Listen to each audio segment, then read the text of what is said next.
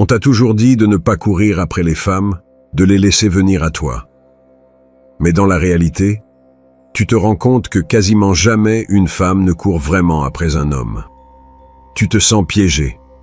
Si tu ne la poursuis pas, rien ne se passe. Mais si tu le fais, elle perd tout intérêt. Alors, quel est le secret? Il existe deux types de poursuites, la poursuite logique et la poursuite émotionnelle. Si tu ne saisis pas cette différence, tu seras soit ignoré, soit utilisé. Dans cette vidéo, je vais te révéler la psychologie cachée derrière la chasse et la poursuite, et pourquoi la seule manière pour qu'elle te poursuive, c'est que tu sois d'abord le chasseur. Si tu es nouveau ici, abonne-toi et reste jusqu'à la fin. En prime, like, partage et savoure le contenu. Et si vous êtes prêt à aller plus loin, alors je vous ai laissé un guide ultime dans les commentaires épinglés de cette vidéo. Alors commençons. Laisse-moi te raconter une expérience personnelle. Il y a des années, j'ai rencontré un type, Roberto, propriétaire de 3 restaurants à succès. Les femmes le sollicitaient sans cesse, appels, messages, invitations. Je me suis dit, cet homme détient le secret. Mais, après l'avoir bien connu, j'ai découvert quelque chose de dévastateur. Aucune de ces femmes ne l'aimait réellement. Elles le poursuivaient, oui, mais pour son argent, pas pour lui. C'est ce que j'appelle la poursuite logique. Quand une femme te cherche parce qu'elle perçoit un bénéfice clair, argent, statut, connexion. Son cerveau fait un calcul froid. Si je reste avec cet homme, ma vie s'améliorera matériellement. Ça peut marcher si tu as une fortune à offrir. Mais le problème, c'est qu'une relation bâtie sur ce sable mouvant est vouée à l'échec. Roberto m'a confié une nuit, après quelques verres. « Frère, je me sens comme un distributeur automatique sur pattes. Quand l'argent s'arrête, l'amour s'en va. » Il avait raison. Ces femmes étaient avec lui, mais toujours prêtes à partir, en attendant quelqu'un qui leur ferait ressentir quelque chose de vrai. 2 problèmes majeurs avec la poursuite logique. D'abord, c'est extrêmement difficile à obtenir. On n'a pas tous des millions sur le compte ou un nom célèbre. Ensuite, même si tu l'as, tu n'obtiendras jamais ce que tu veux vraiment. Qu'une femme t'aime pour ce que tu es. Maintenant, la partie intéressante. Il existe un autre type de poursuite, accessible à tout homme qui comprend la psychologie féminine. C'est la poursuite émotionnelle, l'arme la plus puissante dans les relations humaines. Quand une femme te poursuit émotionnellement, elle ne peut s'en empêcher. C'est comme une drogue dont elle a besoin pour se sentir complète. Elle ne peut pas être tranquille si elle ne sait pas de toi. Elle te cherche parce que son cœur le lui demande, non sa tête. Voici la clé. Cette poursuite peut être créée, cultivée, maîtrisée. Par exemple, imagine un ami qui, un jour, t'offre une cigarette. Tu la fumes et ça te plaît. 5 jours plus tard, il revient avec une autre. Après un moment, tu commences à attendre ces cigarettes. Puis tu ne l'attends plus, c'est toi qui vas le voir pour en demander une. Et un jour, il te les vend. Ce processus s'applique dans les relations. Mais à la place des cigarettes, il s'agit d'attention, d'émotion, de connexion. Comme le disait le grand stratège florentin, dans le jeu du pouvoir, celui qui contrôle les émotions de l'autre contrôle le résultat. Les femmes fonctionnent pareil. Au début, tu donnes de petites doses d'attention, puis tu t'éloignes, tu reviens en donnant un peu plus. Peu à peu, elle en a besoin comme de l'air. Attention, je ne parle pas de manipulation cruelle ou de faire du mal, mais de comprendre la nature humaine, de travailler avec elle, pas contre elle. Les femmes veulent de l'émotion, du défi, un soupçon d'incertitude. Elles veulent un homme qui les fasse sentir vivantes, pas un qui les ennuie par sa prévisibilité constante. Le problème, c'est que la plupart des hommes font exactement le contraire. Ils rencontrent une femme qui leur plaît et deviennent sa claque-colle. Message incessant, disponibilité totale, attention absolue. Puis, ils se demandent pourquoi elle perd vite intérêt. La raison est simple, Ce qui est toujours disponible perd de sa valeur. Ce qui est prévisible devient ennuyeux. Mais si quelque chose arrive au bon moment, puis s'éloigne, ça crée le besoin. Le besoin émotionnel est le carburant de l'amour véritable. Si tu es arrivé jusque-là, c'est que tu veux vraiment changer ta vie avec les femmes. Et ça montre que tu es différent de la majorité qui se contente de conseils superficiels et continue d'échouer. Toi, tu cherches la vérité complète. Donc, si ce contenu t'éclaire, abonne-toi, car ce qui suit est encore plus révélateur.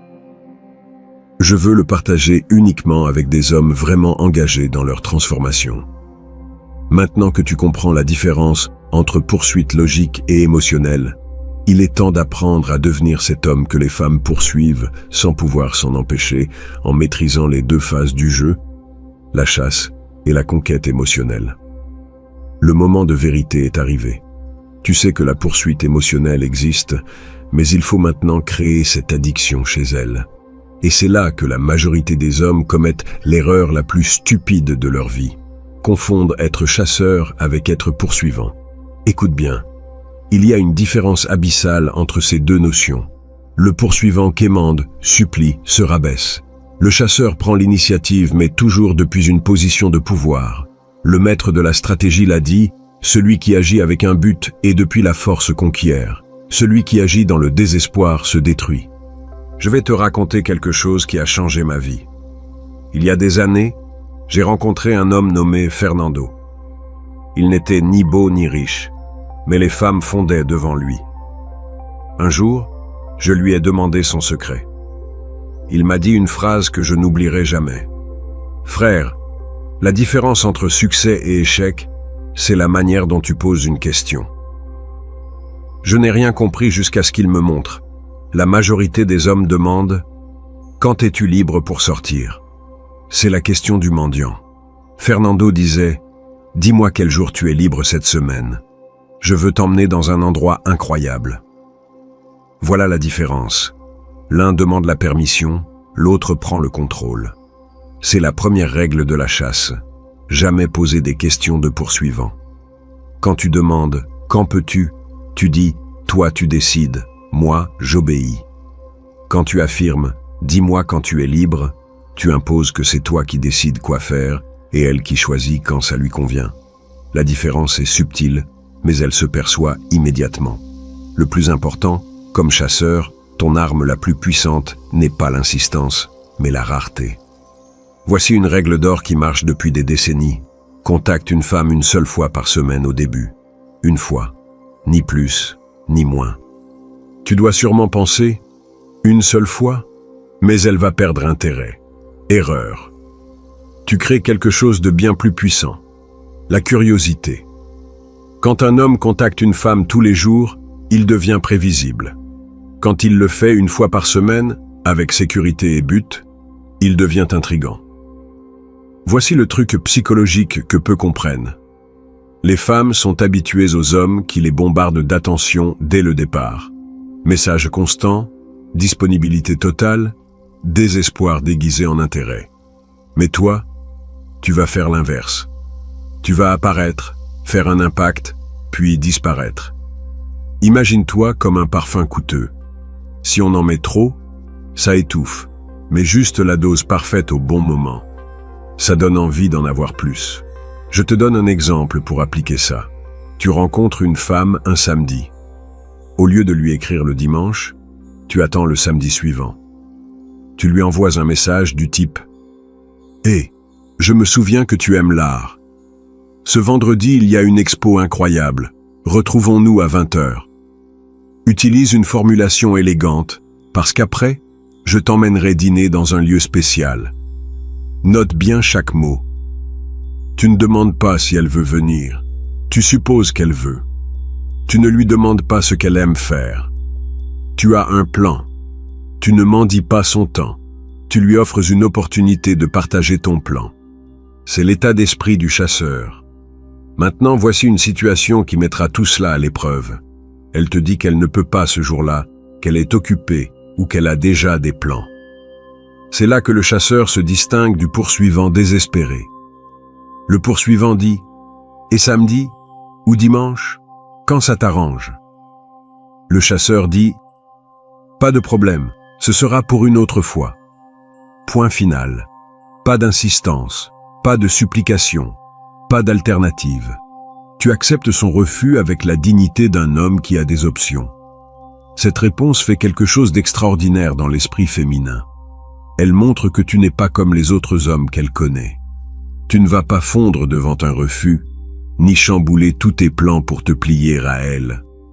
Tu as ta vie, tes plans, ta dignité. Et voici la magie. Dans 70% des cas, un homme qui répond ainsi voit la femme revenir. Parfois quelques heures plus tard, parfois quelques jours après, elle te contacte pour dire « En fait, je suis libre vendredi » ou « Tu es toujours partant pour cette expo ?» Pourquoi? Parce que tu es devenu le seul homme dans sa vie à ne pas quémander son attention. Mais attention, si elle ne revient pas, ne la poursuis pas. Garde ta stratégie. Attends une semaine et contacte une autre femme. Voici la vérité brutale. Un vrai chasseur chasse toujours. Il ne s'obsède pas sur une seule proie. Cette mentalité te transformera la vie. Au lieu de mettre une femme sur un piédestal et de supplier qu'elle te choisisse, tu deviens l'homme que les femmes cherchent à conquérir. Quand tu sors avec elle, tu as déjà établi le cadre parfait. C'est toi le prix, pas elle. Mais la chasse n'est que le premier pas. Une fois la première rencontre obtenue, tu dois savoir comment allumer ses émotions pour la transformer en poursuivante. Cela demande une précision extrême. Voici où se séparent les hommes des garçons. Tu as la date, tu as prouvé que tu es un chasseur, pas un mendiant.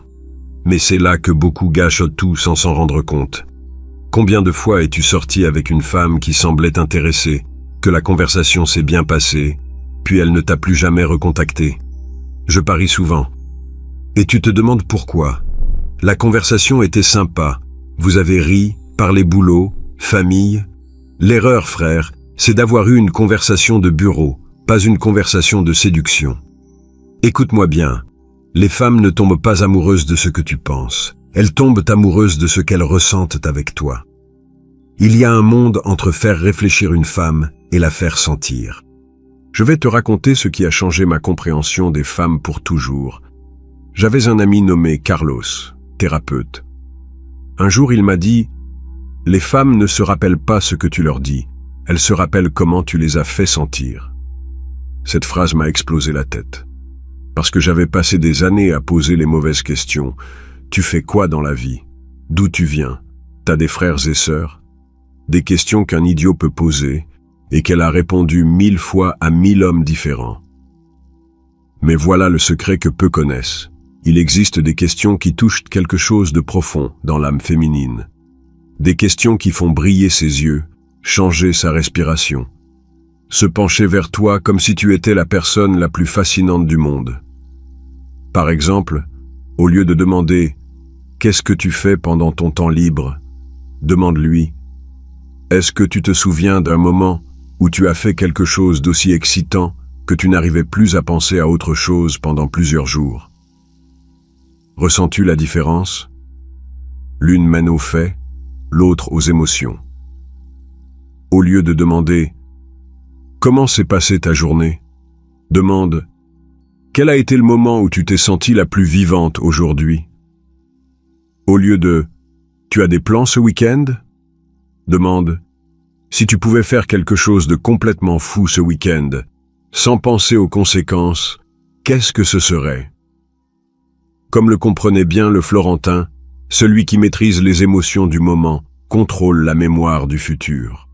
Chaque fois qu'elle repensera à cette conversation, elle ne se rappellera pas de tes mots exacts, mais de cette sensation de connexion, d'émotion, d'être vivante. Mais attention, quand tu poses ces questions, sois sincèrement intéressé par ces réponses. Ne fais pas ça que pour la technique. Les femmes ont un radar émotionnel impressionnant. Elles détectent de loin si tu joues la comédie. Et quand elle répond, ne te précipite pas pour raconter ton histoire. Approfondis la sienne. Si elle te dit que son moment le plus excitant a été un voyage en montagne, demande-lui ce qui l'a le plus marqué. Comment elle s'est sentie au sommet? Fais-la revivre cette émotion avec toi. Là est le secret. Tu ne te contentes pas de connaître sa vie, tu crées avec elle de bonnes sensations. Dans son inconscient, tu deviens la source de ses émotions. Un moment précis te dit que tu as toute son attention émotionnelle. Ses yeux ne te quittent pas. Elle se penche en avant quand tu parles. Elle touche son visage ou son cou sans s'en rendre compte. Sa voix devient douce et intime. C'est là que tu fais le test du baiser. Ce n'est pas compliqué. Au milieu d'une conversation intense, tu regardes ses lèvres 1 seconde, puis ses yeux. Si elle regarde aussi tes lèvres, c'est vert. Si elle ne détourne ni la vue ni ne recule, approche-toi lentement, en la laissant faire la moitié du chemin. Mais voilà le coup de maître que la plupart ne connaissent pas. Une fois que tu as créé cette connexion émotionnelle forte, ce que tu dois faire va à l'encontre de tous tes instincts, finir le rendez-vous sur un point culminant. Oui, tu as bien lu. Quand la conversation est à son apogée, quand vous vous amusez le plus, quand elle est la plus connectée, c'est le moment de partir. Pourquoi? Parce que tu la laisses sur sa faim. Elle va rentrer chez elle, en pensant à toi, revivant chaque moment, se demandant quand elle te reverra. La plupart des hommes font l'erreur d'étirer la rencontre jusqu'à ce qu'elle s'ennuie et qu'il n'y ait plus rien à dire. Toi, tu pars quand elle ne s'y attend pas, quand elle veut que tu restes le plus. Et le plus important, ne lui promets pas une autre rencontre. Ne dis pas « je t'appelle » ou « on se voit bientôt ». Dis-lui juste que tu as passé un moment incroyable, embrasse-la sur la joue et pars. Cette nuit-là, elle restera éveillée à penser à toi, et demain, c'est elle qui attendra ton message. Tu as déclenché le processus de l'addiction émotionnelle. Mais vient maintenant la phase la plus délicate, transformer ce besoin en poursuite active. Voici l'étape la plus dangereuse du processus. Tu as créé cette connexion et son intérêt grandit.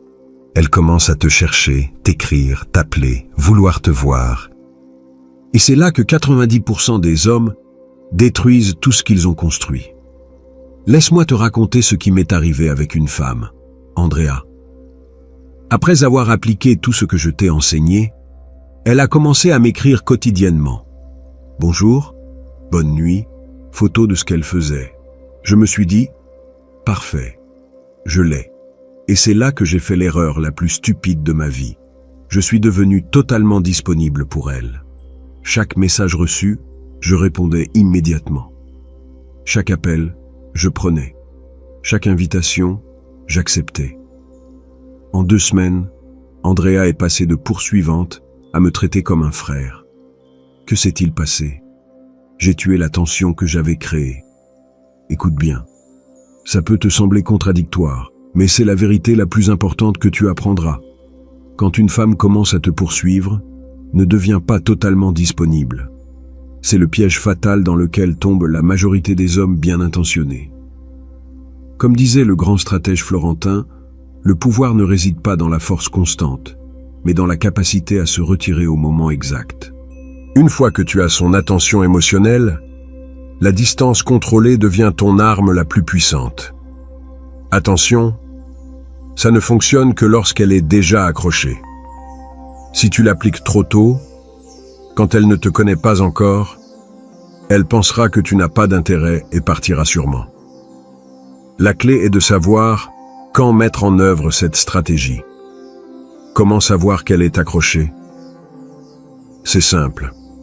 C'est elle qui initie la plupart des conversations, qui te cherche sans que tu la sollicites, qui fait des plans avec toi ou s'adapte facilement au tien, qui partage des détails intimes de sa vie, et surtout qui s'énerve ou semble bizarre quand tu ne réponds pas vite. Quand tu vois ces signes, c'est le moment d'appliquer la disponibilité sélective. Ne sois pas toujours libre quand elle veut te voir. Si elle t'invite un samedi, parfois dis que tu as déjà un plan. Si elle appelle, ne réponds pas toujours de suite et rappelle-la après quelques heures.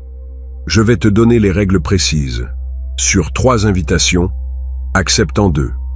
Refuse 1. Pour 3 appels, réponds à 2 tout de suite. Rappelle le 3e plus tard. Pour 5 messages, réponds à 4 immédiatement, 1 avec retard. Ça te paraît calculé? Ça l'est. Et ça marche parce que, biologiquement, les femmes valorisent ce qu'elles ne peuvent pas avoir complètement. Ce n'est pas de la cruauté, c'est de la psychologie humaine basique. Mais précaution, lorsque tu refuses une invitation ou que tu ne réponds pas tout de suite, ne donne jamais d'excuses. Ne dis pas « Désolé, j'étais occupé » ou « Je n'ai pas vu ton message ». Agis comme si avoir ta propre vie et tes priorités était la chose la plus normale du monde. Et il va se passer quelque chose d'intéressant.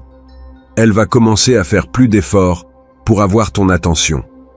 Elle t'enverra des messages plus longs, posera plus de questions sur ta vie, proposera des plans plus excitants.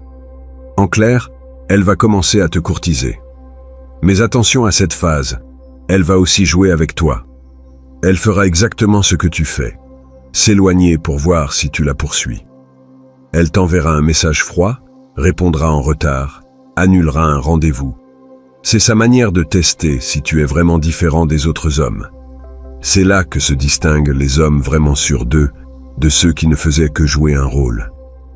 Quand elle s'éloigne, ta réponse doit être simple. Ne pas réagir. Ne la cherche pas.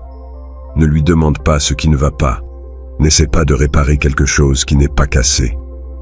Garde ta vie, tes activités, tes priorités. Si elle revient, parfait. Sinon aussi, car cela signifie qu'elle n'était pas la bonne. La plupart du temps, elle reviendra. Et quand ce sera le cas, elle reviendra avec une nouvelle admiration pour toi. Parce que tu viens de lui prouver que tu es le seul homme dans sa vie qui ne se désespère pas pour son attention. Avec cette stratégie, non seulement tu vas réussir à la faire te poursuivre, mais tu vas entretenir cette poursuite des mois, voire des années, en lui montrant que ton attention est précieuse, que ton temps est limité, et qu'être avec toi est un privilège, pas un droit. Maintenant que tu as toutes les pièces du puzzle, il est temps d'apprendre comment maintenir ce pouvoir tout au long de la relation. Voilà, frère, la carte complète pour transformer n'importe quelle femme en ta poursuivante émotionnelle. Depuis la chasse initiale jusqu'à la gestion de la distance calculée. Tu n'es plus ce type qui quémande de l'attention. Tu es le chasseur que les femmes veulent conquérir. Rappelle-toi, elle doit te voir comme le prix, pas l'inverse. Si tu appliques tout ce qui est partagé ici, tu remarqueras le changement immédiatement. Partage en commentaire un conseil que tu donnerais à d'autres hommes sur ce sujet. Ton expérience peut changer la vie de quelqu'un d'autre. Et si ce contenu t'a été utile, abonne-toi pour découvrir davantage de secrets du jeu que peu connaissent.